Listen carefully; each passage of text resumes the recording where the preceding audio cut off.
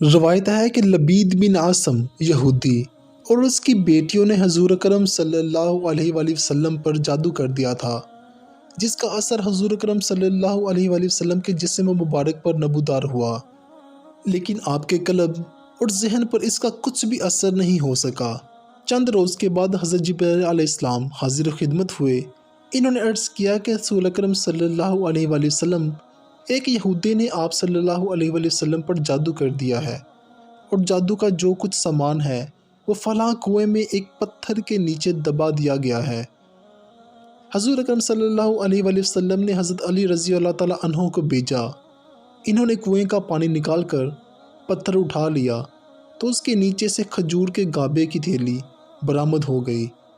اس میں حضور اکرم صلی اللہ علیہ وآلہ وسلم کے منہ مبارک جو کنگھی سے ٹوٹ چکے تھے، اور کنگھی کے ٹوٹے ہوئے کچھ دندے، ایک ڈوڈیا کمان کا چلہ جس میں 11 گریں لگی ہوئی تھی، اور ایک موم کا پتلا جس میں 11 سوئیں چبھی ہوئی تھی، یہ سب سامان پتھر کے نیچے سے نکلا، اور یہ سب سامان حضور اکرم صلی اللہ علیہ وآلہ وسلم کی خدمت میں لایا گیا۔ اس کے بعد قرآن مجید کی دونوں صورتیں قل اعوذ برب الفلق اور قل اعوذ برب الناس نازل ہوئیں۔ ان دونوں صورتوں میں 11 آیتیں ہیں۔ ہر ایک آیت کے پڑھنے سے ایک ایک گرہ کھلتی جاتی تھی، یہاں تک کہ سب گریں کھل گئی اور حضور اکرم صلی اللہ علیہ وآلہ وسلم بالکل شفا یاب ہو گئے، اور جو جادو کا سامان دریافت ہوا تھا سارے کا سارا زمین میں دفن کر دیا گیا۔ جب حضور اکرم صلی اللہ علیہ وآلہ وسلم کے گھر والوں میں سے کوئی بھی بیمار ہوتا تو آپ صلی اللہ علیہ وآلہ وسلم ان دونوں صورتوں کو پڑھ کر اس پر دم فرما دیا کرتے تھے۔ صحیح بخاری اور مسلم کی حدیث میں آتا ہے کہ حضور اکرم صلی اللہ علیہ وآلہ وسلم رات کو جب بستر مبارک پر تشریف لے جاتے تو اپنے دونوں ہاتھوں پر دم فرماتے، اپنے سر سے پاؤں تک پورے جسم مبارک پر اپنے دونوں ہاتھوں کو پھیرا کرتے تھے۔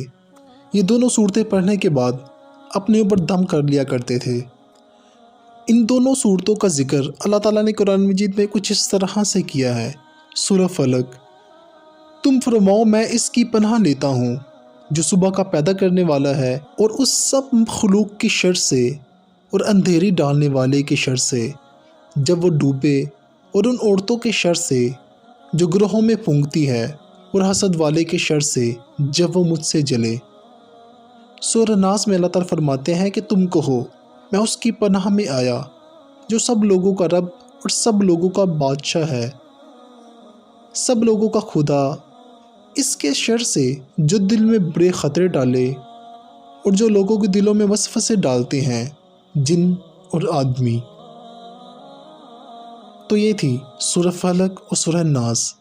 جب بھی آپ کو فیل ہو کہ آپ پہ کسی قسم کا کوئی حسد ہے یا پھر آپ کے اوپر کوئی جادو ہو، تو آپ یہ دونوں صورتوں کو پڑھ کر خود کے اوپر دم کر لیا کریں۔